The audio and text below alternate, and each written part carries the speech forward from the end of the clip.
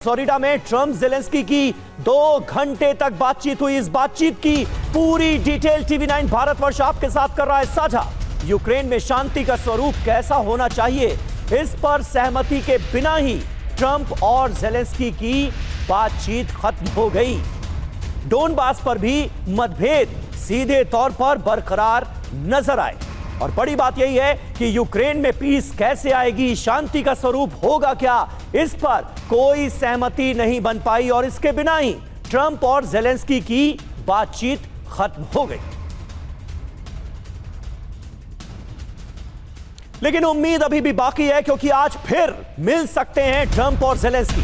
Peace deal पर आज फिर वार्ता संभव है। जेलेंस्की से बैठक के बाद डोनाल्ड ट्रंप का बयान, कहा आज फिर बैठक की योजना है। तो यानी पीस डील पर आज एक बार फिर वार्ता संभव है, मुमकिन है। मीटिंग के बाद ट्रंप ने बड़ा बयान दिया, कहा पुतिन सीज फायर के लिए तैयार नहीं, मैं पुतिन की स्थिति को समझता हूं। जेलेंस्की के बाद पुतिन से बैठक संभव है। तो देखिए, कल ही TV9 भारतवर्ष ने आपको बताया था कि रूस की स्थिति बिल्कुल क्लियर है। रूस ने यह क्लियर कर दिया है कि इस वक्त सीज फायर मुमकिन नहीं है और डोनाल्ड ट्रंप ने पुतिन के इसी रुख को जेलेंस्की के साथ मीटिंग में रखा है।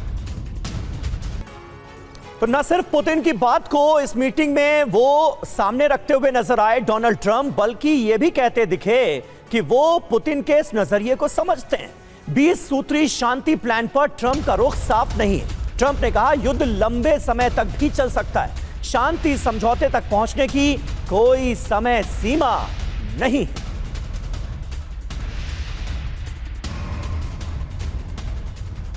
तो कई बड़ी खबरें निकलकर सामने आई हैं इस वार्ता से। ट्रंप ने यूक्रेन के लिए सुरक्षा गारंटी से जुड़े एक प्रश्न को बेवकूफी भरा कहकर खारिज कर दिया, लेकिन आगे कहा कि यूरोपीय देशों की महत्वपूर्ण भागीदारी के साथ एक मजबूत सुरक्षा समझौता किया जाएगा। उन्होंने यह भी दावा किया कि संभावित समझौते के बाद यूक्रेन को बड़े आर्थिक लाभ हासिल होंगे। तो देखिए, बातचीत के बाद जेलेंस्की का क्या बयान रहा वो जान लीजिए। पीस डील आसान नहीं है, ये जेलेंस्की को भी समझ में आ चुका है। 20 सूत्रीय योजना 90% पूरी हुई, ये प्रेसिडेंट जेलेंस्की की तरफ से कहा गया। संशोधित शांति योजना का मसौदा जारी है। तो जेलेंस्की जरूर कह रहे हैं कि 90% सहमति बन चुकी है, लेकिन सच क्या है ये आपको बताते हैं। असल में 10% की यही असहमति, यही टकराव है जो जल्द सुलझने वाला नहीं है और जिस वजह से बातचीत पटरी से उतरती नजर आ रही है। ट्रंप जेलेंस्की मुलाकात में बात क्यों नहीं बनी? सबसे बड़ा मुद्दा डोनबास का ही रहा। ट्रंप ने कहा डोनबास पर कब्जा चाहते हैं पुतिन। जेलेंस्की डोनबास छोड़ने को किसी भी हाल में तैयार नहीं है। अब ऐसे में पेच फंसना तो तय है। पेच किस पर फंसा है? सुरक्षा गारंटी पर भी फंसा है। अमेरिका सुरक्षा गारंटी देने को तैयार नजर आ रहा है, पुतिन की सहमति बाकी है और माना यह जा रहा है कि इस मसले पर तो पुतिन बिल्कुल समझौता नहीं करेंगे, बिल्कुल नहीं मानेंगे। ज़ेपोरिजिया पर टकराव का जहां तक सवाल है, ज़ेपोरिजिया न्यूक्लियर पावर प्लांट पर भी पेच फंसा हुआ है। जेलेंस्की चाहते हैं कि अमेरिका और यूक्रेन का यहां पर कंट्रोल हो, पुतिन चाहते हैं कि प्लांट पर रूस का कंट्रोल हो। ट्रंप ने दिया है अमेरिका प्लस रूस प्लस यूक्रेन के कंट्रोल का प्रस्ताव। यह डोनाल्ड ट्रंप की तरफ से प्रपोजल आया है कि अमेरिका, रूस और यूक्रेन तीनों ही देशों का इस न्यूक्लियर पावर प्लांट पर कंट्रोल रहे। क्या इसके लिए पुतिन तैयार होंगे? लगता तो नहीं है। हमारे साथ इस वक्त 2 खास मेहमान मौजूद हैं। एयर कॉमोडोर अश्विंदर सिंह बहल साहब हमारे साथ मौजूद हैं और डिफेंस एक्सपर्ट के ही तौर पर कर्नल शैलेंद्र सिंह भी हमारे साथ मौजूद हैं। बहल साहब, सबसे पहले आपके पास आऊंगा। ये जो मुद्दों की एक बड़ी फहरिस्त हमने अपने दर्शकों के सामने रखी है, जिस पर पेच अभी भी फंसा हुआ नजर आ रहा है, व्लादिमीर पुतिन का इनको लेकर जो रुख है वो अब हम सबको पता है, हमारे दर्शकों को भी पता होगा, हम उसकी चर्चा लगातार करते आए हैं। क्या लगता है बात बनेगी, क्योंकि आज दूसरे दौर की वार्ता मुमकिन? देखिए, इन्होंने कहा था ट्रंप ने ग्रेट एंड टेरिफिक मीटिंग, ऐसा अभी कोई भी ग्रेट एंड टेरिफिक मीटिंग नहीं है। पहले 28 पॉइंट का था जो रशिया की ओर ओरिएंटेड था, अब 20 पॉइंट का है जो जेलेंस्की की तरफ ओरिएंटेड है। जब वो कह रहे हैं कि 90% पॉइंट्स पे सहमति है। तो कौन से 90% पॉइंट्स हैं ये वो हैं जो ज़ेलेंस्की को सूट करते हैं, क्योंकि वो डील करते हैं सिक्योरिटी गारंटीज पे, वो डील करते हैं इकोनॉमिक रिकंस्ट्रक्शन पे, वो डील करते हैं, वो कहते हैं कि सीज फायर होने के बाद यहां रेफरेंडम होगा। और ट्रंप भी कहीं ना कहीं उस चीज से सहमत है कि यहां पे एक वो बनाई जाएगी जिसे वो बफर जोन कहते हैं, और वो बफर जोन इकोनॉमिक जोन होगा जो कि डीमिलिटराइज्ड होगा।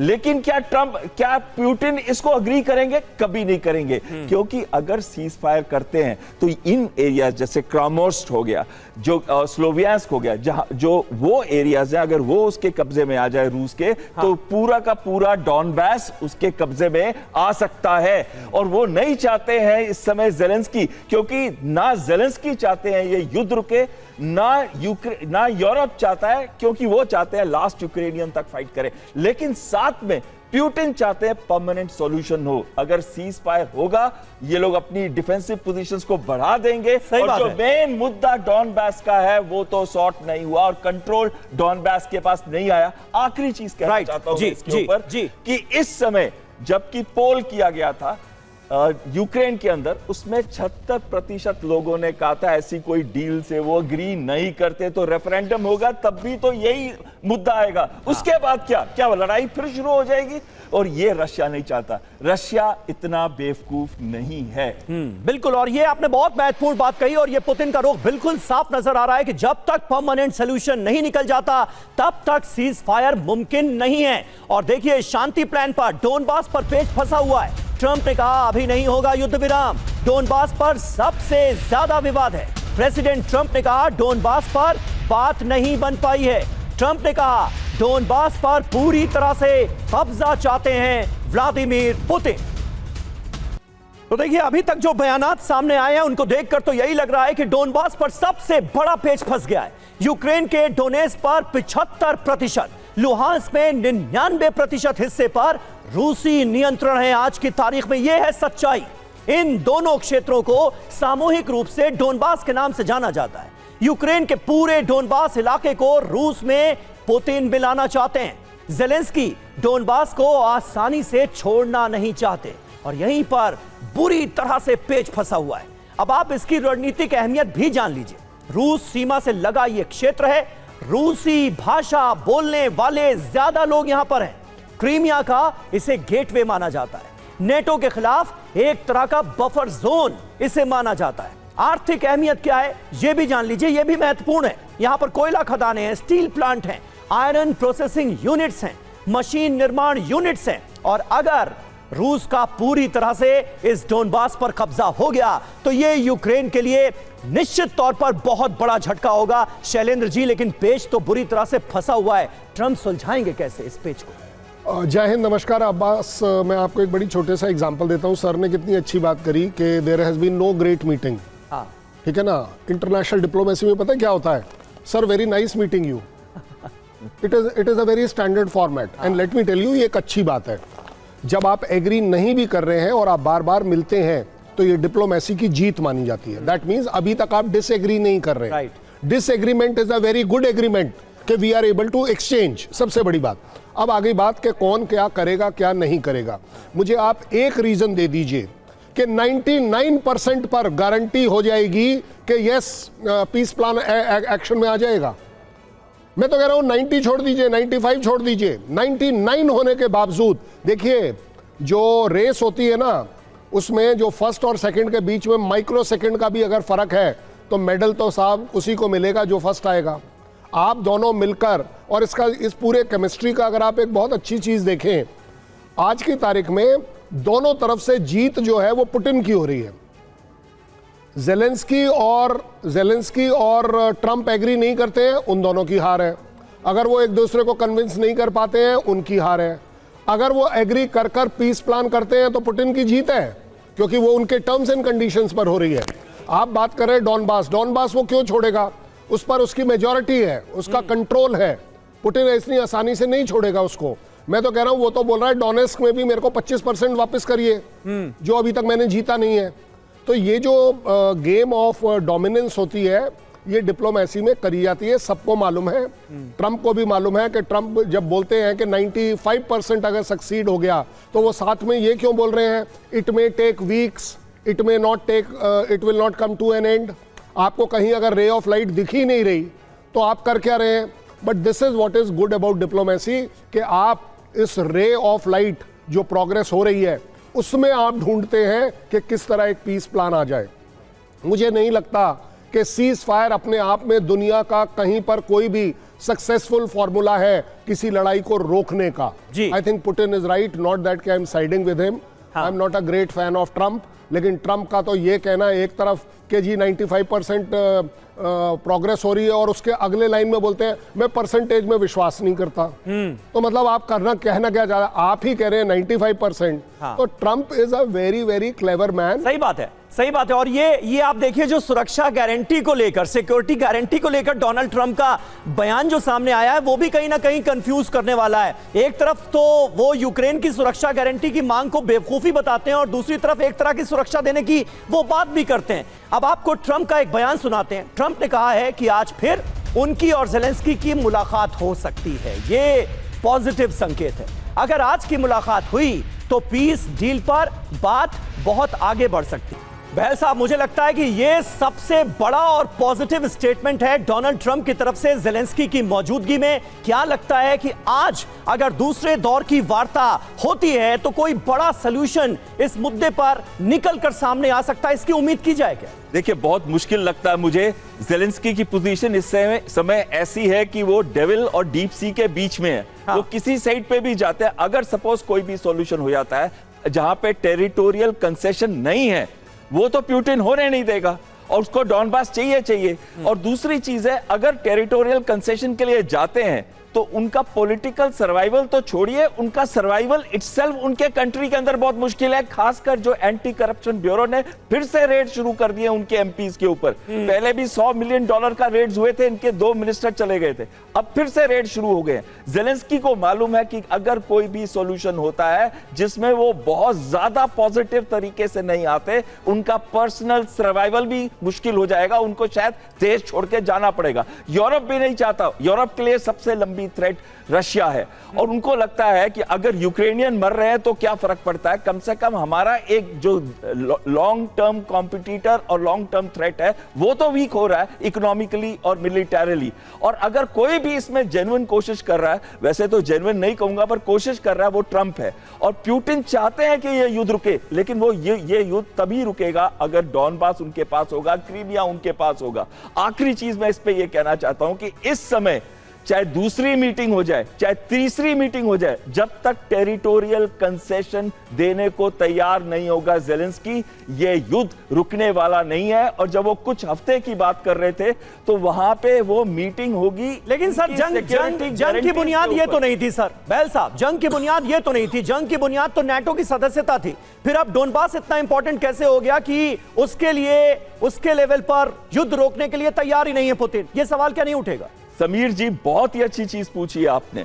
अगर 44% लुहांस्क में, 48% डॉनबास के अंदर रशियन स्पीकिंग है और रशियन पीपल है जो रशिया के साथ जाना चाहते हैं, और बाकी जो है इस समय कंट्रोल के अंदर है। लेकिन इस एरिया को पूरा रशियन स्पीकिंग एरिया कहा जाता है। अगर ट्रंप चाहते हैं कि रियली इसमें सॉल्यूशन हो तो वो निकल जाए इस युद्ध के बाहर से, और तभी जबकि रशिया भी तैयार हो जाए अपना कंसेशन देने के लिए। 3-4 जगह पे, सूमी पे, खार्किव पे और खेरसों पे 75% एरिया रशिया के पास है, लेकिन खेरसों की सिटी यूक्रेन के पास है और खेरसों डॉनबास में नहीं आता। अगर ज़ेलेंस्की तैयार हो जाए इस ट्रेड ऑफ के लिए तो शायद सॉल्यूशन निकल सकता है, लेकिन अभी यानी डोनबास तो हर हाल में छोड़ना ही पड़ेगा प्रेसिडेंट ज़ेलेंस्की को, तभी कोई हल मुमकिन नजर आ रहा है, कोई सलूशन मुमकिन नजर आ रहा है। कुल मिलाकर लग तो यही रहा है सर, आप सही कह रहे हैं। और देखिए, वार्ता से पहले ट्रंप ने पुतिन को फोन किया है। ट्रंप ने पुतिन से करीब 2 घंटे तक बात की है। 2 घंटे तक बातचीत चली। डोनबास समेत कई मुद्दों पर पुतिन पूरी तरह से अड़े रहे। पुतिन से बातचीत के बाद ज़ेलेंस्की से वार्ता हुई। शर्तें पूरी होने पर ही रूस बातचीत के लिए तैयार होगा, यह बिल्कुल क्लियर कर दिया गया। और ये सारी बातें जब डोनाल्ड ट्रंप प्रेसिडेंट ज़ेलेंस्की बगल में खड़े हुए हैं और वो कह रहे हैं कि मैं उन पर विश्वास करता हूं, मैं उन पर भरोसा करता हूं, जो वो कह रहा हूं उसे कहते हैं, उसे मैं भी समझता हूं। ज़ेलेंस्की के चेहरे के हाव भाव आप साफ तौर पर देख सकते हैं कितने ज्यादा अनकंफर्टेबल वो नजर आ रहे हैं हर जगह। और पुतिन मानेंगे नहीं, जंग लंबी चलेगी। कुल मिलाकर डोनबास को लेकर पेज बुरी तरह से फंसा हुआ है। डोनबास वापस लेने पर पुतिन अड़े हैं। सुरक्षा गारंटी पर भी पुतिन का मानना मुश्किल नजर आ रहा है। यूक्रेन को ईयू सदस्यता के भी रूस खिलाफ है। ज़ेपोरिजिया पर भी फुल ऑन कंट्रोल चाहते हैं व्लादिमीर पुतिन। बातचीत के बीच ही रूसी हमले जारी रहे। बड़ी बात यह है कि ट्रंप के पुराने प्लान का झुकाव पुतिन की ओर नजर आया। ज़ेलेंस्की के नए प्लान में पुतिन की बड़ी शर्तें गायब थीं। डोनबास पर यूक्रेन को मनाने की कोशिश में ट्रंप है। डोनबास पर पुतिन के साथ नजर आ रहे हैं ट्रंप। कर्नल शैलेंद्र सिंह हमारे साथ मौजूद हैं। शैलेंद्र जी, किस तरह से आप देख रहे हैं? पुतिन तो अपने रुख से टस से मस होने के लिए तैयार नहीं है और आज की तारीख में जंग के मैदान में जो बढ़त रूस ले चुका है उसके चलते भी लगता नहीं कि आगे इस रुख से कोई समझौता करेंगे। देखिए, जब हम डिप्लोमेसी और इस तरह की मीटिंग्स की बात करते हैं ना जी, तो इसमें give and take is mandatory. अगर कोई भी एक आदमी अड़ जाएगा तो आप देखेंगे कि ये चीज आगे नहीं बढ़ेगी। जिस तरह की बॉडी लैंग्वेज इस समय ज़ेलेंस्की ने एक छोटी सी बात पर दिखाई, I think diplomatically it is condemnable. आप एक अच्छा खासा माहौल बन रहा है 90% 95% का, और आप उस तरह का एक्शन कर रहे हैं तो ये ऑटोमेटिकली दिखाता है पूरी दुनिया को कि यू आर नॉट इंटरेस्टेड। अब आप बोलने को कुछ भी बोलते रहिए। जहां तक बात आ रही है पुतिन की, जैसा मैं पहले भी कह चुका हूं, Putin is in a stage of advantage. वो एक डिप्लोमेसी की उस स्ट्रॉन्ग पॉइंट पर है जहां उन्हें सब कुछ मिलना है, उन्हें देना कुछ नहीं है, क्योंकि वो बड़े क्लियर है। अगर आप ज़ेपोरिजिया न्यूक्लियर प्लांट की बात कर रहे हो, उन्होंने क्या कहा है? उन्होंने कहा ठीक है हम एनर्जी देंगे लेकिन कंट्रोल हम रखेंगे। दैट मीन्स व्हाट, कि इसका जो इनकम आएगा वो हम और यूक्रेन शेयर करेंगे। वो अब आप देखेंगे कि यूएस को एक्सेप्टेबल नहीं है, क्योंकि यूएस ने बोला चलो हम भी इसमें आ जाते हैं। ये एक economic warfare of rebuilding Ukraine भी चल रही है। अगर यूरोपियन यूनियन की चेयरमैन उर्सुला को देखो, वो भी क्या बोल रही है? वो बोल रही है कि अगर सिक्योरिटीज यूएस दे रहा है, गारंटीज दे रहा है, तो हमें मंजूर है and we will rebuild Ukraine. What is we? That means everybody is looking for economic gains thereafter. जहां तक बात आ रही है डॉनबास को और किसी भी जगह की आप बात ले लीजिए, आप अपने आप को उसकी जगह डालकर देखिए। आपके पास आज की तारीख में ज़ेलेंस्की साहब, आपके पास है क्या जिसके ऊपर आप नेगोशिएट करेंगे सिवाय लड़ाई के? और लड़ाई में भी आपका पलड़ा कितना भारी है ये आपको पता है। दुनिया में इस समय सब जगह बात यह हो रही है कि ज़ेलेंस्की इज गेटिंग एडमेंट। वो अड़ियल टट्टू की तरह खड़े होने की कोशिश कर रहे हैं। उन्हें लग रहा है कि शायद अभी भी कुछ मिल जाए। पुतिन तो आराम से बैठे हुए हैं। उन्होंने तो बोल दिया एक बार में सिंगल लाइन, हम सीज फायर करेंगे नहीं, हम डॉनबास से रिलेटेड कोई कॉम्प्रोमाइज करेंगे नहीं। अब आप लड़ लीजिए, कौन सी लड़ाई लड़ रहे हो आप? इस समय देख रहे हैं कि लड़ाई जो चल रही है, टॉक वाली, जो मीटिंग वाली, वो चल रही है यूरोपियन यूनियन, यूएसए और ज़ेलेंस्की के बीच में। Putin has got nothing to do with it. उसके बाद तो वीटो पावर है। क्यों? क्योंकि he is speaking from a position of strength. वो उस ताकत की जगह से बैठकर बात कर रहे हैं जहां पर के यूएस भी चाहता है कि लड़ाई रुके, ज़ेलेंस्की भी चाहते हैं लड़ाई रुके। पुतिन चाहते जरूर हैं क्योंकि उन्हें मालूम है इकोनॉमिक गेन्स उनको भी हैं, बट वो दिखा नहीं रहे हैं। और जब बात चल रही है उस समय अटैक और ज्यादा किया जा रहा है। ये कहते हैं इसको लास्ट मिनट प्रेशर। सही बात है। ये जो बात आपने कही है, जल्दी से अपने दर्शकों को हम अब दिखाना भी चाहेंगे कि जब ये बातचीत हो रही है, शिखर वार्ता का दौर जारी है, दूसरे दौर की भी वार्ता होगी, इसकी उम्मीद की जा रही है और ये मुमकिन भी नजर आ रही है। तो ऐसे में जंग के मैदान में क्या चल रहा है? एक तरफ अमेरिका में शिखर वार्ता चल रही थी तो दूसरी तरफ युद्ध क्षेत्र में भीषण टक्कर जारी है। जी हां, टक्कर नहीं रुकी है, हमले नहीं रुके हैं। जंगी मैदान से आई कुछ तस्वीरें अब आपको दिखाने जा रहे हैं। जंग के बीच यूक्रेनी सेना को मिला है नया हथियार।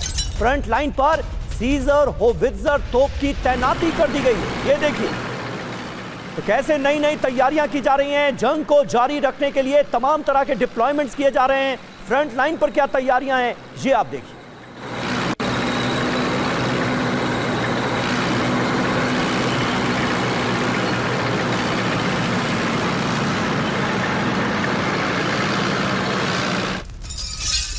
और देखिए इस बीच रूस ने ड्रोन हमला भी किया और यूक्रेन ने इसे नाकाम करने का दावा किया। शाहेद ड्रोन अटैक को F-16 ने इंटरसेप्ट किया। तस्वीरें सामने आई। यूक्रेन के हमले में रूस का ड्रोन तबाह हो गया। ये देखिए।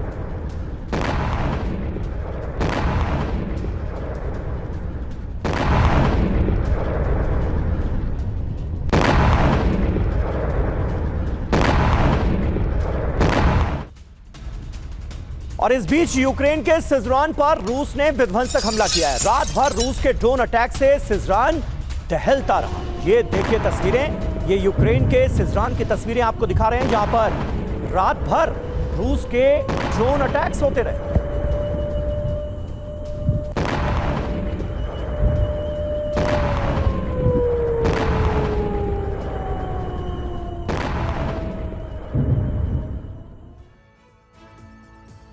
तो एक के बाद एक जिस तरह से हमलों की तस्वीरें सामने आ रही हैं बहल साहब, यानी कोई भी दबाव कम करने के लिए तैयार नहीं है। जंग के मैदान में उस वक्त भी गोला बारूद बरसता रहा जब मीटिंग का यह दौर चल रहा था। इसे कैसे देखेंगे आप?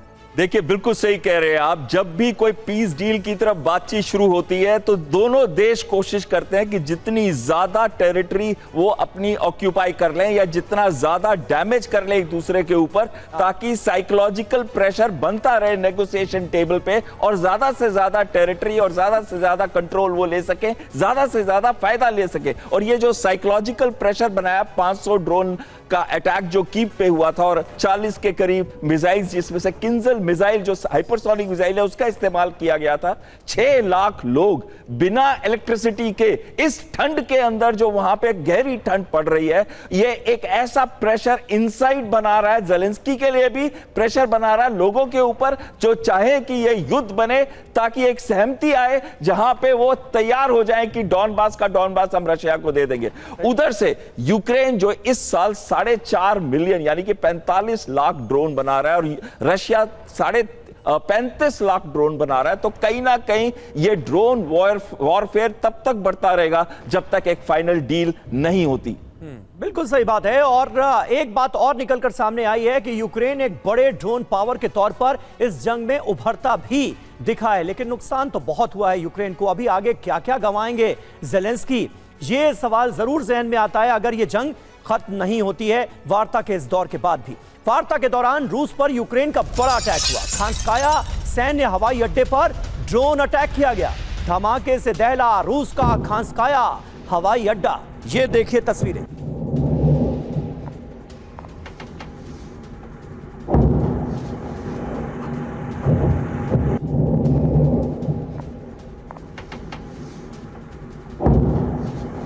एयरफील्ड पर अटैक करते किस तरह से ड्रोन्स नजर आ रहे हैं, ये तस्वीरें आपके सामने हैं। यूक्रेन के ड्रोन्स निश्चित तौर पर रूस के लिए बड़ी मुश्किल बन चुके हैं। तो ये रूसी एयरफील्ड था जिसकी तस्वीरें हमने आपको दिखाई। यूक्रेन ने यहां पर पिन पॉइंट अटैक किया है, विनाशक प्रहार किया है। कहां पर क्या हुआ है जरा डिटेल में आपके सामने रख देते हैं। मायकोप शहर के पास ये खांस्काया सैन्य एयरफील्ड है जिसकी तस्वीरें हमने आपको दिखाई। 29 दिसंबर को सुबह रात के अंधेरे में ये धमाके हुए। मकसद क्या था? रूस की हवाई क्षमता पर चोट करना, रूसी लड़ाकू विमानों को नुकसान पहुंचाना। अब आगे क्या होगा? रूस कर सकता है इस हमले के बाद बहुत बड़ा पलटवार, इसके आसार हैं। एयरफील्ड की अहमियत जान लीजिए। रूसी वायुसेना का यह प्रमुख ट्रेनिंग और रिफ्यूलिंग सेंटर है जिसे यूक्रेन ने निशाना बनाया है। यूक्रेन पर मिसाइल बम हमलों का यह लॉन्च पॉइंट था जिसे बर्बाद करने की कोशिश की गई है इस हमले। और यूक्रेनी सेना ने मार गिराए हैं रूसी ड्रोन। रूस के 19 शाहेद ड्रोन मार गिराए। यूक्रेन ने ड्रोन गिराए जाने का वीडियो भी जारी किया है। तस्वीरें आप देखिए।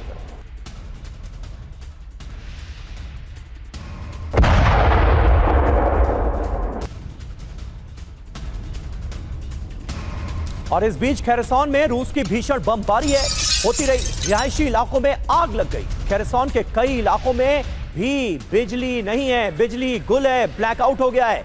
सूमी में भी रूस का मिसाइल अटैक हुआ है।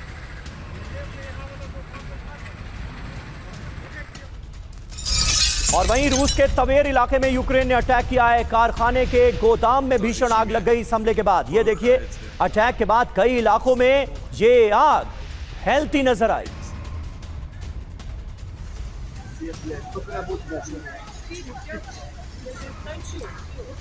Ну все, никто не остался. तो युद्ध की ये आग आखिर कब बुझेगी, ये है अहम सवाल। और इस बीच अहम खबर पोक्रोवस्क से। पोक्रोवस्क में काउंटर ऑफेंसिव शुरू करेगा यूक्रेन, ये तय हुआ है। जवाबी हमले की तैयारी कर रहा है यूक्रेन। सैन्य टुकड़ियों को इकट्ठा किया जा रहा है। यूक्रेन के नेशनल गार्ड के कमांडर पिवनेंको ने ये जानकारी दी है।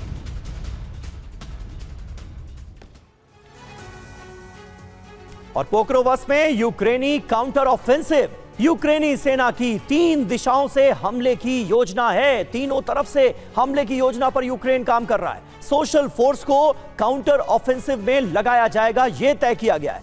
यूक्रेनी आर्मर्ड व्हीकल लगातार आगे बढ़ रहे हैं। कब्जे वाले इलाकों के बाहर लैंड माइंस बिछाई जा रही हैं, यानी तगड़ी प्लानिंग की गई है। बड़ी बात यह है कि पोक्रोवस्क में 2/3 हिस्से पर रूसी नियंत्रण मौजूद है। शैलेंद्र सर, ये पोक्रोवस्क बड़ा अहम है। इसे गेटवे ऑफ डोनबास भी कहा जाता है और ऐसा लगता है कि पोक्रोवस्क को हासिल करने के लिए पुतिन कुछ भी कर गुजरेंगे। इसकी वजह क्या आपको नजर आती है? नहीं, देखिए, सबसे बड़ी बात है, अब जब आप बता रहे हैं ना, देखिए एस्केलेशन लेडर कैसे चल रहा है। हाँ। आपने 500 ड्रोन मारे, उसने 400 ड्रोन मारे, आपने 19 ड्रोन गिरा दिए। ये पीस टॉक है, इसके लिए आप सीज फायर मांग रहे हैं मिस्टर ज़ेलेंस्की। अगर आप एक तरफ, और देखिए कितनी बढ़िया बात यह है, अगर हमारे टीवी चैनल को ये सारी नॉलेज है, आपको क्या लग रहा है जो पुतिन और जो रशियन आर्मी है उन्हें ये सब नहीं पता? स्ट्रैटेजिक लेवल पर, टैक्टिकल लेवल पर कैसे लड़ाई लड़नी है। आप जब किसी तरह की तैयारी करते हैं, मैं तो कह रहा हूं इस समय सबसे बड़ी बात होनी चाहिए यूक्रेन के लिए, जान बची तो लाखों पाए। इस समय आप एग्रीमेंट पर आए या नहीं आए, वो ज्यादा बड़ी बात है। वहां आपको एक करना चाहिए। आप यहां पर और 3 दिशाओं से अटैक कर रहे हो, चलिए कोई बात नहीं। आपको क्या लग रहा है, जिसने लैंड होल्ड कर रखी है उसने 4 दिशा नहीं 5 दिशाओं से अपना प्लानिंग कर रखी होती है। ये मैं एज अ कर्नल बता रहा हूं अपनी यूनिट के लिए। सर, लेकिन अगर पुतिन की सारी शर्तें ज़ेलेंस्की मान ही लेंगे तो फिर अपनी जनता को क्या मुंह दिखाएंगे, अपने देश के लोगों को क्या मुंह दिखाएंगे? कहां तो नाटो सदस्य बनने चले थे, क्रीमिया पर कब्जे की बात कर रहे थे, और अब अपना जो 20% हिस्सा है यूक्रेन का वही गंवा बैठे। तो उनके लिए भी तो ये समस्या है ना सर। अभी आपने 2 मिनट पहले देखा ना, जब वो खड़े थे ट्रंप के साथ, क्या मुंह दिखाया उन्होंने? हाँ। बहुत बढ़िया मुंह दिखाया, बड़ा इज्जत वाला मुंह दिखाया, अपने देश को गौरवान्वित किया। जिस तरीके के वो बॉडी लैंग्वेज वहां दिखा रहे हैं, आपको क्या लग रहा है इस पूरी वॉर के अंदर एक आदमी बता दीजिए, इंक्लूडिंग यूक्रेनियन, जो ये कह दे कि नहीं, we are proud of Zelensky, he is fighting for our country? कोई बता दे। हर एक कोई क्या बोल रहा है कि इसने हमारी कंट्री को गिरा दिया। उसकी खुद की एक्नॉलेजमेंट है, 70 से 80% यूक्रेन डिस्ट्रॉय हो गया है। आप बता दीजिए ऐसी कौन सी जगह है जहां पर, जो छोटे मोटे अटैक टैक्टिकल लेवल की बात नहीं कर रहे हैं, अभी हम स्ट्रैटेजिक लेवल की बात कर रहे हैं। कौन सी ऐसी कंट्री है जो इस समय ये बोलने को तैयार है, इंक्लूडिंग इंडिया, कि well done Ukraine, you have fought well and you are fighting well. आप अपने देश के लिए पहले वो काम करते हैं जो आपको जरूरत है। इस समय पुतिन क्यों पीस टॉक्स के लिए हाँ कर रहे हैं? क्योंकि उन्हें मालूम है अगर पीस टॉक होती है, सक्सेसफुल होती हैं, उनके खिलाफ जितने सैंक्शन है उसमें कंसेशन मिलेगा, इकोनॉमिक सैंक्शन में कंसेशन मिलेगा, उनका जो पैसा बाकी कंट्रीज में फ्रीज हो रखा है वो वापस आएगा, वो चाल में लेकर आएगा। उससे भी बड़ी बात, जो उनका बेसिक एम है कि यस यूक्रेन आप नेटो ज्वाइन नहीं करोगे, वो अचीव होगा। यूक्रेन आप जिस जगहों पर हमने जो जमीन ले ली है उसको हम वापस नहीं करेंगे, उसमें से क्या वापस करेंगे वो एक नेगोशिएशन टेबल की बात होती है। बट ज़्यादा बड़ी बात यह भी है कि पुतिन अपने आप को एक उस जगह पर दिखा रहे हैं कि वो एक नेगोशिएशन की स्ट्रेंथ पर है, ताकत पर है, जो कि इस समय इवन यूक्रेन को लग रहा है कि आपके पास ताकत है क्या? आपकी ताकत है ट्रंप बोल रहा है मैं तो पुतिन से एग्री करता हूं कि वो क्यों छोड़ेगा अपनी जमीन। सही बात है। और वो तो एग्री करते हैं कि सीज फायर नहीं होना चाहिए। बहुत हद तक इस बात का एहसास हो गया है कि पुतिन का पलड़ा कितना भारी है और डोनाल्ड ट्रंप का रुख क्या है पुतिन की बातों को लेकर, उनकी शर्तों को लेकर। और रूस के माइकोप में इस बीच एक बड़ा हमला हुआ है। खांस्काया एयरबेस ड्रोन अटैक से दहला दिया गया है। ड्रोन अटैक के बाद एयरबेस पर विस्फोट की खबर सामने आ रही है। थोड़ी देर पहले हमने आपको दिखाया था कि किस तरह से खांस्काया एयरबेस पर ड्रोन से अटैक किया गया है। अब जानकारी यहां पर मिल रही है कि एक और विस्फोट हुआ है इसी एयरबेस पर।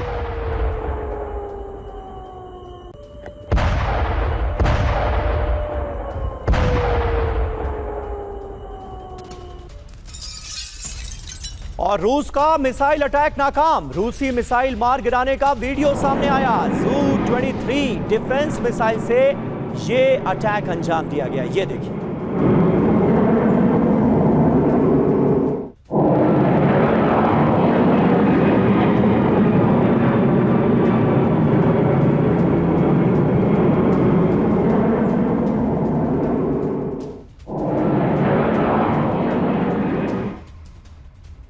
और अब एक और बड़ी खबर, रूस से जंगी तैयारी के लिए नाटो का एक्शन। फिनलैंड के जंगल में उतरे अमेरिकी फाइटर जेट।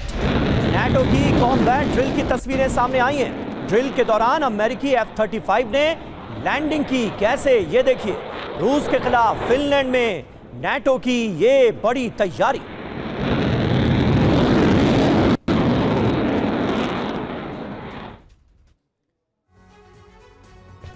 तो फिनलैंड में नाटो की जंगी तैयारी चल रही है, कैसे, ये देखिए। अमेरिका वायुसेना के जो लड़ाकू विमान हैं उनका एक्शन यहां पर नजर आया है। फिनलैंड में जंगल वाली सड़क पर लड़ाकू F-35 ने लैंडिंग की।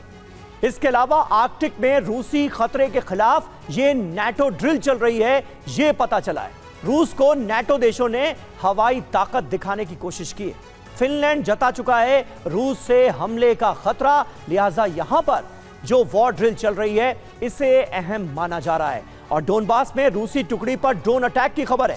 ड्रोन हमले में रूसी सैनिक की जान चली गई। रूसी सैनिक पर हमले का वीडियो सामने आया। यही वो डोनबास इलाका है जिस पर किसी भी तरह के समझौते के लिए पुतिन तैयार नहीं है। और देखिए किस तरह से सैनिकों की लगातार जानें जा रही हैं। ये डोनबास की तस्वीरें आपको दिखा रहे हैं। रूसी टुकड़ी को निशाना बनाकर ये ड्रोन अटैक किया गया जिसमें रूसी सैनिक की मौत हो गई। और रूस ने यूक्रेन पर किया है भीषण हमला। कोस्लियांस्क में ग्लाइड बॉम्ब से अटैक किया गया। रूसी अटैक के बाद पूरा इलाका दहल गया।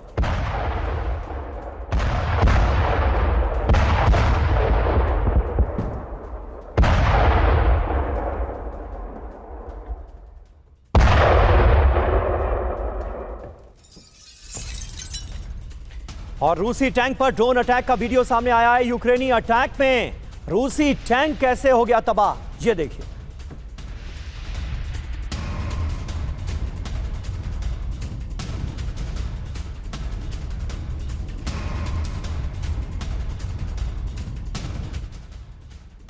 और इस बीच अहम यह है कि नाटो देश एस्टोनिया और रूस के बीच तनाव बढ़ गया। नाटो देश एस्टोनिया ने रूस को दी है चेतावनी, सीमा पार करोगे तो हम गोलीबारी कर देंगे। एस्टोनिया के एयर स्पेस में रूसी घुसपैठ बढ़ती जा रही है। नाटो देश एस्टोनिया को रूसी हमले का डर सता रहा है।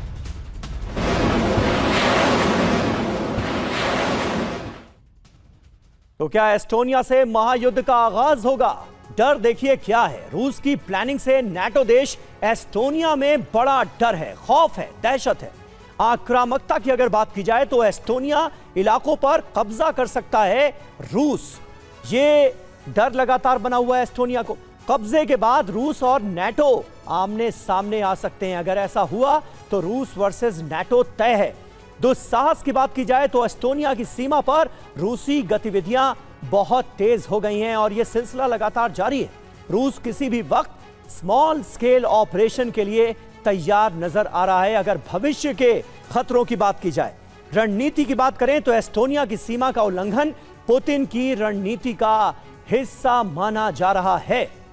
और हमारे साथ बहल साहब मौजूद हैं। बहल साहब, ये एस्टोनिया की सीमा का जिस तरह से बार बार वायलेशन हो रहा है, एक डर, एक खतरा, खौफ तो बना हुआ है। एस्टोनिया लगातार इस बात का जिक्र करता नजर आ रहा है कि रूस कभी भी हमला कर देगा। इसके मायने क्या है और रूस ऐसा कर क्यों रहा है? देखिए, रूस कभी भी हमला नहीं करेगा किसी भी नाटो कंट्री में, क्योंकि आर्टिकल 5 इन्वोक हो जाएगा और पूरे 32 के 32 नेशंस को, इवन अमेरिका को भी उसके अंदर कूदना पड़ेगा। और ये पुतिन ने कई बार कहा है, लेकिन वो अपना साइकोलॉजिकल प्रेशर कंटिन्यूअसली बना रहा है। अगर दो बड़े बॉर्डर्स देखें हम, फिनलैंड है और उसके बाद एस्टोनिया, यूक्रेन को छोड़ दें, तो ये दो बॉर्डर्स आते हैं रशिया के साथ। हाँ, उन्होंने थोड़ी अपनी सैनिक फौजें वहां भेजी है, अपने न्यूक्लियर वेपन सिस्टम्स को इस्तेमाल किया है अलर्ट स्टेट पे लाने के लिए बेलारूस के अंदर, लेकिन वो कभी भी हमला नहीं करेंगे। और वो जो फायदा उठा रहा है यूरोप, एक डर का माहौल बनाने के लिए कि अगर वो करते हैं तो हमारी नाटो फौजें तैयार रहे और नाटो अटैक करे,